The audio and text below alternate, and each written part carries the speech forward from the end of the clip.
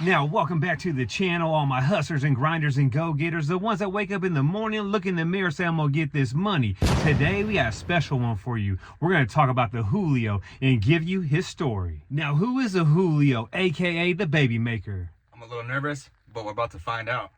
So the reason why they call me the baby maker, I had my first baby when I was 14. I'm 30 years old now.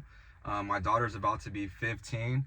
My smallest daughter is 3, and I just started young, so that's how I got the name the baby maker. And I have a total of 5 kids, so 2 girls and 3 boys. Yeah, it's a lot of responsibilities. It's like having a second job. And I'm originally from Santa Rosa, California, so I was born and raised in Sonoma County.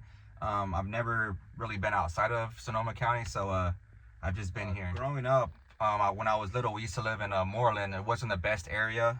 If people are from Sonoma County, they'll know where Moreland's at. It's pretty like bad with gangs and stuff. And then we ended up moving to West 9th, which it's not really any better. Same thing, gangs over there too. And then we moved to South Park, which we did the warehouse clean out, and just a lot of homeless. And back in the day, there was a lot of gangs back in the day, and just went through a lot when I was in South Park. When I was there, used to walk through there when I was little. Just had problems with gangs, and my dad's house got tagged up a couple times. The windows broken. Just went through a lot there. And then fast forward to when I met Matt at the apartment complex. That's probably one of the best areas that I lived in growing up, was in Montecito.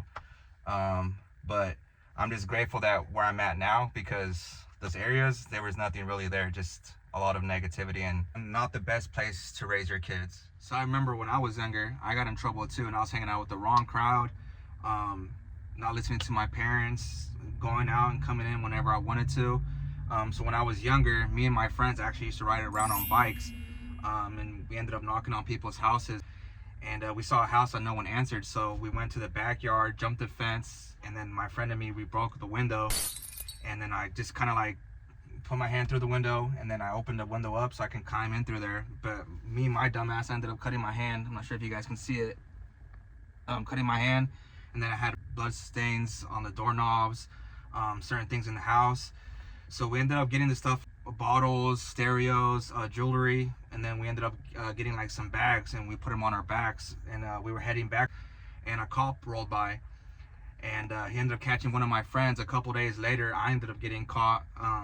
They ended up coming to my house, talking to me, saying, "Hey, can I see your forearms?" And they ended up seeing my cut there. So I ended up in juvenile hall, ended up on probation. I was off and on house arrest at that time, and then I got hit with another charge for an assault charge with some of my friends, and then I ended up in juvenile hall for about 3 or 4 months. And then I wrote a letter to the judge, basically just saying I was having my second baby with my wife. My daughter's still young, so I didn't want to bring her around the stuff that I was actually going through and getting into, so I kind of just wasn't really there for my daughter like I should have. So I wrote a letter to the judge just saying, hey, can I have another chance? Because I was either going to get sent to CYA or a camp. And the judge actually gave me another opportunity into a program called Vista Academy. If it wasn't for that program today, I probably wouldn't be here. I'd probably either be locked up right now. But they gave me an opportunity just to change my mind, learn how to talk right to people, and just be myself. And made me realize that being around the wrong crowd isn't the way to go. And this is for the youth out there that's either getting locked up, on probation, getting sent to CYA, camp, whatever it is. If I can change my life, so can you guys. My biggest struggle in life was probably at the age of 22 or 23. My dad actually told me and my wife we had to move out with my son, and we had nowhere to go. So I thought me and my wife were going to be homeless with my son, like sleeping in my car, because I had no money to put down for an apartment. And then at the time, I didn't know where to go for an apartment. So I ended up having to get a loan out, and got lucky at the apartments that me and Matt were living at. And I feel like that was one point in my life where I thought I was going to be homeless, and I might have to stay in a homeless shelter with my family. Trust me, that was probably the hardest thing in my life to this day, because I would cry myself to sleep before we got into the apartment we got into, where I met Matt and JoJo. Damn, Julio, I had no idea about that. Now, the next question is, if there's anything you can change in your life, what would it be? To be honest with you guys, I don't think that I would change anything that happened in my life, because we go through all the things that we go through in life to make us who we are today and carve us a way for our future. So, because I went through a lot of sleepless nights, depression, and yeah, just made me who I am today. Because people always ask me, how am I always so happy, even though what I went through? And I tell them, you have to be happy in life.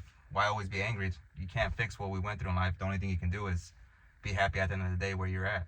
So my future goals is to break that cycle of none of my family being successful. I want to get into real estate, so when I get older, when I'm dead or whatever, my kids can take over and have houses. Also, just see my kids growing up and getting married and having their kids, and me being a grandfather. Also, just trying to help the youth out there, stay away from gangs and stay away from trouble, and try to mentor other people out there as well. And also just trying to keep my kids out of trouble, and just trying to start a business so later on my kids can be set up for success and not have to work for somebody the rest of their lives. And that's my American dream. Now, always remember, if you can dream it, you can achieve it. Now, Julio, how's it feel to be a YouTuber? How does it feel to be a YouTuber? Man, it feels great. I used to ask Matt all the time if I can work with him and make videos with him. It took me about 30-40 times until I finally got my chance. But hey, I finally got it, to make these videos for you guys all around the world, to make you guys laugh, to teach you guys things. I'm still learning myself, but if I can make someone laugh that's having a bad day, I'm doing my job. The only person that I wish that was still here, that she can see who I am today, is my grandma. But my mom always tells me she is in my heart, so I gotta keep reminding myself that she's here. And yeah, I feel like I have a lot of her energy, because she's never gave out negative energy towards anybody. But I never thought in the world I would be on YouTube. I've always wanted to be on YouTube, but thank you, Matt JoJo, for letting me actually be on the videos with you guys and getting exposed out there and just being idols for other people out there in the world. Love you guys. Well, like my wife tells me sometimes, she's always saying, hey, you got to remember what you have in front of you, because there's sometimes where I forget that. I mean, I have a roof over my head, I have food that we're eating, I have clothes on our backs, and I have a car we can drive. So she always tells me that, and I have to remind myself that sometimes, because sometimes I do get down on myself. But thank you, Matt, for giving me, a truck and a business card and trusting me with it. Now, if you like this video, make sure you smash that like button and leave a comment down below for the Julio. Now, is there anything else you want to say? Just one more thing, if I can read to you guys. So when I was younger, I went through a program and they had me write this for someone special. So here it goes. Let me know what you guys think. My grandma is gone. I sit on my bed. Then I start to wonder why you are dead. My days are lonely and cold. Your smile used to light up like gold. Your face was like a star. You'll be mad that I jacked the car. I wish I can fly to the sky like a bird flies up high, just to get one more chance to see your face, to have a glance. I ended up in the hall, but at the end, I stood up tall. Love you, Grandma.